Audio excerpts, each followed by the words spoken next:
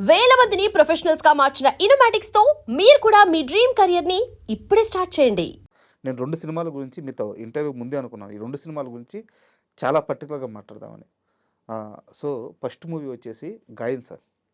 RGV గారు, ఆ! ఆ! జగపతి బాబు గారు హీరో, ఆర్‌జీవి డైరెక్షను. అందులో మీది ఎస్ఐ క్యారెక్టర్. హ్మ్. SI character. అవును. అయితే శివకృష్ణ అనంగానే డైలాగ్ డెలివరీ గాని, ఆ డైలాగ్ ఫోర్స్ గాని చాలా ఎక్కువుంటది. డైలాగ్ చంపేస్తారు. బట్ ఫస్ట్ టైము నాకు వేరియేషన్ కనిపిస్తుంది 'గాయన్' సినిమాలో. ఆ డెన్‌లోకెళ్తారు. ఆ విలన్ ఆపుతాడు. ఏం మాట్లాడరు. జగపతి బాబు దగ్గరికెళ్తారు. నిన్ను అరెస్ట్ చేస్తున్నాను అంటారు. అక్కడ ఏం డైరెక్ట్ స్టేషన్‌కి తీసుకొస్తారు. అంటే ఆ లుక్ గాని, ఇంటెన్సిటీ తప్పించి డైలాగ్స్ చాలా తక్కువుంటాయి. అద్భుతమైన రోల్. ఆర్‌జీవితో ఆ రోజుల్లో ఆ వర్క్ ఎక్స్‌పీరియన్స్ ఎలా ఉందో చెప్తారా? అందరితో అలాగే ఉందండి. నేను ఐ డోంట్ స్పీక్ మచ్. హ్మ్. నేను ఏ డైరెక్టర్‌నన్నా ఫస్ట్ నా క్యారెక్టరైజేషన్ ఏంటి? నా లిమిటేషన్స్ అని అడుగుతా. హ్మ్. అంటే ఇప్పుడు నేను ఇందాక రైటర్ ఎలాగైతే ఫస్ట్ హీరో హ్మ్. సినిమాకి, సెకండ్ హీరో ఎవర్రా అంటే ఆ డైరెక్టరే హీరో. హ్మ్.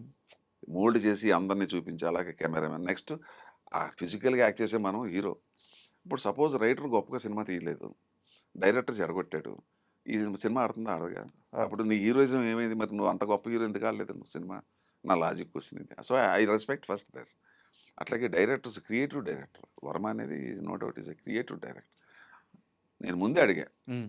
నా లిమిటేషన్స్ చేసాం. నాకు ఇంకెవరు నాకు సజెషన్ ఎవరు సార్ చెప్పింది. హ్మ్. నేను బాలేను. ఇంకా ఏదైతే నాకు మీటర్ ఇచ్చాడో అలా వెళ్ళిపోతాను అంతే. ఇప్పుడు మీరు చెప్తుంటే అసలు అప్పుడు ఆ సీన్ నాకు పెద్దగా గుర్తు రావట్లే. అది ఏం అలా చేశానో నాకు తెలియట్లేదు నాకు. హ్మ్. నేను లిమిటేషన్స్ చూసుకుంటే ఇంక వెళ్ళిపో ఇప్పుడు దానికి మంచి ఉదాహరణ నాకు బాగా గుర్తున్నది చెప్తా. 'జయం' సినిమా. హ్మ్. ఇప్పుడు మీరు చెప్పింది గాయం నాకు అంత గుర్తు రావట్లా. సార్. సారీ. అది 90లో చేశాను అది. అవును. 1991లో.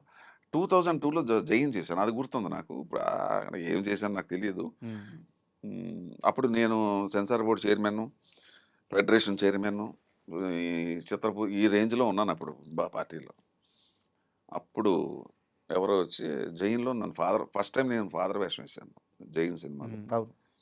సదా హ్మ్. ఫాదర్. హ్మ్. హ్మ్. ఎవరో వచ్చి అడిగి, "అన్నా నువ్వు వెళ్ళొద్దు తిక్కలోడు తేజ తిక్కలోడు హ్మ్. కొట్టాడన్నా మొన్న ఇద్దరు ఆర్టిస్టులని జూనియర్ ఆర్టిస్టులు కొట్టాడు. తిక్కలోడు నీ రేంజ్ ఏంటన్నా వాడు" వాట్ నెస్ డైరెక్టర్ ఎందుకు కొడతాడు? నువ్వు ఎంత విసిగించకపోతే వాడు చేయి చేసుకుంటాడు అసలు మాట వరుసగా చెప్తున్నా. అదేం సరదానా? కొట్టడం సరదానా? సో, ఒకళ్ళు చెప్పిన మాట ఉండొచ్చు. కొద్దిగా దాంట్లో కొద్దిగా గొప్ప బట్ అది మనం we should not take it for granted. అప్పుడు నేను కోపం వచ్చి ఇలా ఇటువంటి వాళ్ళ దగ్గర యాక్ట్ చేయాలి. హ్మ్. అది ఛాలెంజ్. ఇది ఛాలెంజ్‌గా ఉంటుంది. అని సేమ్ నా దేశంలాగే ఇక డబ్బులు కూడా పెద్దగా ఏమి అడగలే. హ్మ్. ఆడేదో ఇస్తే ఇచ్చాను. 'తేజ నేను చేస్తున్నాను' సినిమా. నాకు అక్కడ ఛాలెంజ్ అక్కడ. హ్మ్.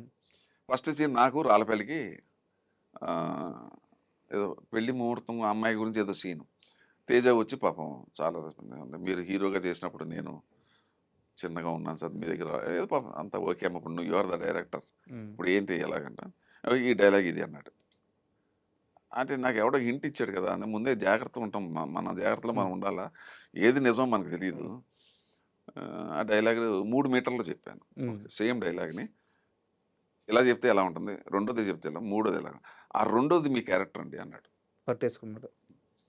బిలీవ్ ఇట్ ఆర్ నాట్ ఈ such a great person, great director. Cinema అయ్యే వరకు కూడా నాకు ఒకసారి వచ్చి ఇలా చేయండి అని చెప్పలా. హ్మ్. చెప్పలా. సజెషన్ కూడా ఇవ్వలేదు నాకు. హ్మ్.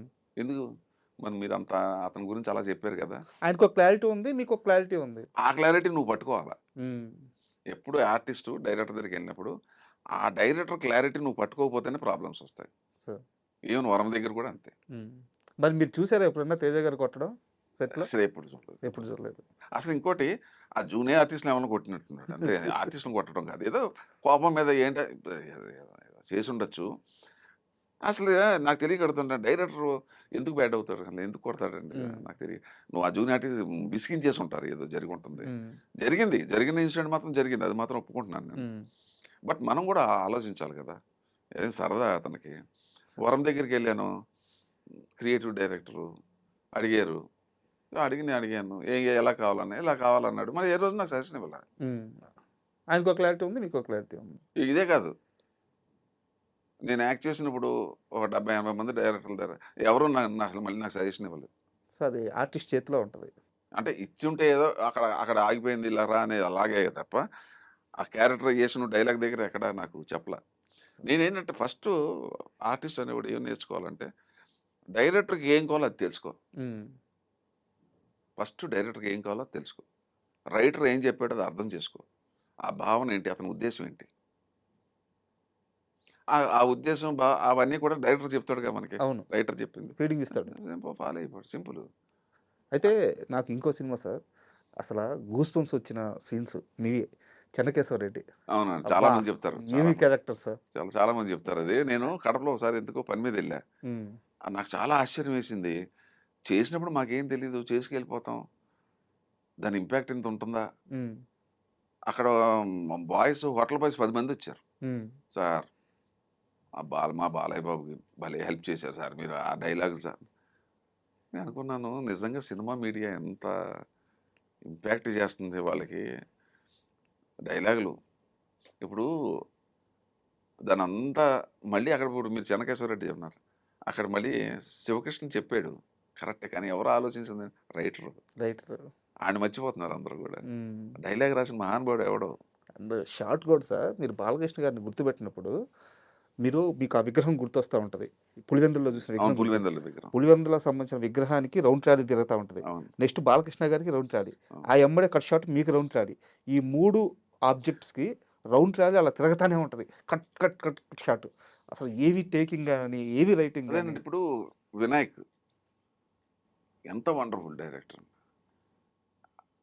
ఆ రైటరు రాసింది ఆయన మోల్డ్ చేసుకున్నాడుగా. హ్మ్. ఆయన టేకింగ్ ఇప్పుడు రైటర్ గొప్పగా డైలాగ్ రాసాడుగా. నంబర్ 1 హీరో అతనేగా. నెక్స్ట్ వినాయకే కదా హీరో. నేను ఫిజికల్‌గా హీరో. హ్మ్. నేను ఏది చేసినా అలాగే చేస్తా. నేను ఏది చేసినా అంతే. ఎప్పుడు కూడా సినిమాలో యాక్ట్ చేసేవాడు థర్డ్ హీరో నా దృష్టిలో సార్. ఫిజికల్‌గా. First hero writer, second hero director. నేను ఇప్పటికి నిన్న కాక మొన్న చేసింది కూడా అట్లాగే ఫీల్ అవుతాను. సో, ఆ చెన్నకేశవరెడ్డి షూట్‌లో బాలకృష్ణ గారితో మీకున్న ఏదన్నా అయ్యో! మూమెంట్స్ షేర్ చేయండి సార్. ఆ మూమెంట్ అంటే బోలాశంకర్ అండి ఫాదర్ లాగా. హ్మ్.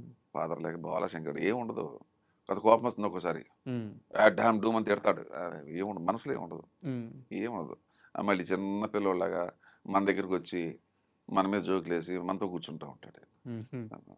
అంటే ఏంటంటే ఒక్కొక్కసారి చిరాకు పడొచ్చు, అది వేరే విషయం. బట్ ఓవరాల్‌గా ఈజ్ బోలాశంకరుడే ఒక రకంగా చెప్పాలంటే.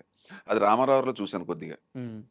ఆయన అంటే భయం, టైగరు అది కాళ్ళకి దానికి ఏముండదు, దానికి ఒకటి అంత భయపెడతారు అసలు, ఆయన దగ్గర ఏముండదు. నేనే ఉదాహరణ. నన్ను ఎలా ట్రీట్ చేశాడు, ఏం చేశాడు అనేది నేనే ఉదాహరణ దానికి.